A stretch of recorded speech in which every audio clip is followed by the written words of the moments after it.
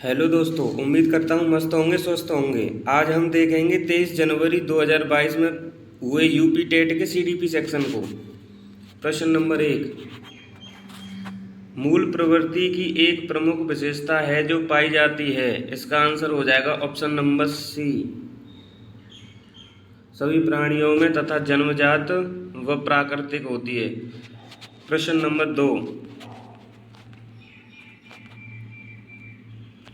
भारतीय संविधान के 6 से 14 वर्ष के बच्चों के लिए निःशुल्क व अनिवार्य शिक्षा का अधिकार निम्न में से शामिल है। इसका आंसर हो जाएगा article 21, option number D.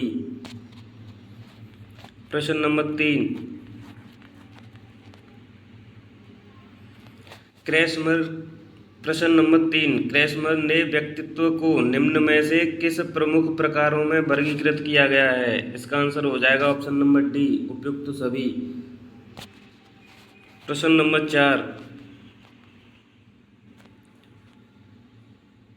TET का उद्देश्य निम्नलिखित में से किसका मापन है। इसका आंसर हो जाएगा ऑप्शन नंबर ए, अभिक्षमता, एप्टीट्यूड। प्रश्न नंबर 5। संगणन का सिद्धांत निम्न में से किसकी व्याख्या करता है। इसका आंसर हो जाएगा ऑप्शन नंबर ए, स्मृति। प्रश्न नंबर 6। पिछड़े बालकों के लिए शैक्षिक उपलब्धि की अवधारणा किसने दी है। इसका आंसर हो जाएगा ऑप्शन नंबर डी, श्रीलवर्ट ने। प्रश्न नंबर 7। निम्न में से कौन सा एक उत्तम परीक्षण की विशेषताओं में से भिन्न है। इसका आंसर हो जाएगा ऑप्शन नंबर डी, अभिक्षमता। प्रश्न नंबर 8। निम्न में से कौन सा बुद्धि का सिद्धांत नहीं है। इसका आंसर हो जाएगा ऑप्शन नंबर सी, प्रत्यागमन का सिद्धांत। प्रश्न नंबर 9।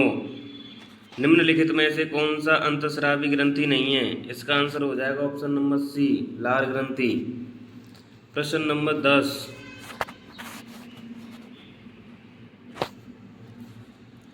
प्याजे के अनुसार संज्ञानात्मक विकास की द्वितीय अवस्था है। इसका आंसर हो जाएगा ऑप्शन नंबर सी, पूर्व संक्रियात्मक अवस्था। प्रश्न नंबर 11। निम्नलिखित में से कौन सा शिक्षा मनोविज्ञान की सर्वाधिक व्यक्तिनिष्ठ विधि है। इसका आंसर हो जाएगा ऑप्शन नंबर बी, अंतर्दर्शन। प्रश्न नंबर 12।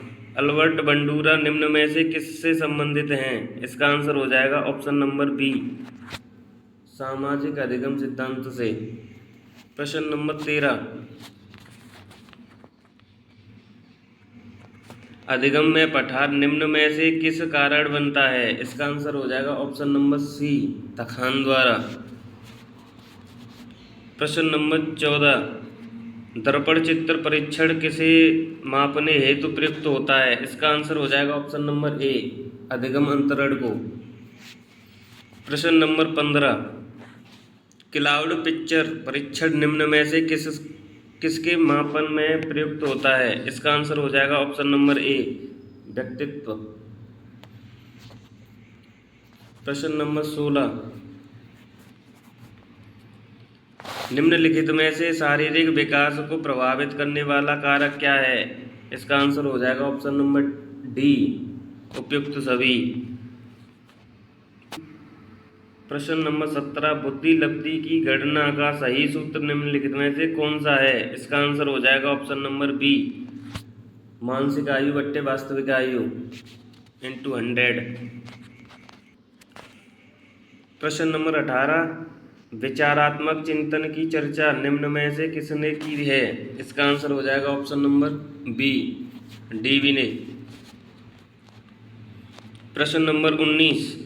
आगमनात्मक तर्क के स्तरों में कौन शामिल नहीं है। इसका आंसर हो जाएगा ऑप्शन नंबर डी, कल्पना। प्रश्न नंबर 26। निम्न में से कौन शेष से भिन्न है। इसका आंसर हो जाएगा ऑप्शन नंबर सी, रेवेन का परीक्षण। प्रश्न नंबर 27। दी गई संख्याओं का माध्यांक है। इसका आंसर हो जाएगा ऑप्शन नंबर डी, 9.5। प्रश्न नंबर 28। सूझ या अंतर्दृष्टि के सिद्धांत का प्रतिपादन किया? इसका आंसर हो जाएगा ऑप्शन नंबर ए, गेस्टाल्टवादी मनोवैज्ञानिक ने। प्रश्न नंबर 29, मैकडूगल के अनुसार प्रत्येक मूल प्रवृत्ति से संबंध होता है। इसका आंसर हो जाएगा ऑप्शन नंबर ए, संवेग। प्रश्न नंबर 20, सीखी गई बात को धारण और पुनः स्मरण करने में असफल होना। इसका आंसर है ऑप्शन नंबर बी, विस्मरण है। प्रश्न नंबर 21, 5 वर्ष के मोहन की मानसिक आयु 8 वर्ष है, उसकी बुद्धि लब्धि कितनी होगी? इसका आंसर हो जाएगा ऑप्शन नंबर ए, 160। प्रश्न नंबर 22, इनमें से कौन सा IQ स्तर मंदबुद्धि बालकों का प्रशिक्षण योग्य IQ का स्तर कहलाता है? इसका आंसर हो जाएगा ऑप्शन नंबर सी, 36 से 49। प्रश्न नंबर 23, रोडसा इंक ब्लड टेस्ट का प्रयोग निम्न में से किसके मापन हेतु किया जाता है? इसका आंसर हो जाएगा ऑप्शन नंबर बी, व्यक्तित्व के। प्रश्न नंबर 24, यह विस्मृति का कारण नहीं है। इसका आंसर हो जाएगा ऑप्शन नंबर ए, स्मरण करने की इच्छा। प्रश्न नंबर 25, वह विज्ञान जो संज्ञानात्मक प्रदत्त को एक करने, विभाजित करने, प्रस्तुत करने, तुलना करने और व्याख्या करने की विधि से संबंधित है कहलाती है। इसका आंसर हो जाएगा ऑप्शन नंबर बी, सांख्यिकी। प्रश्न नंबर 30, पूर्व अनुभव के आधार पर संवेदना का अर्थ प्रदान करना कहलाता है। इसका आंसर हो जाएगा ऑप्शन नंबर ए, प्रत्यक्ष ज्ञान। धन्यवाद।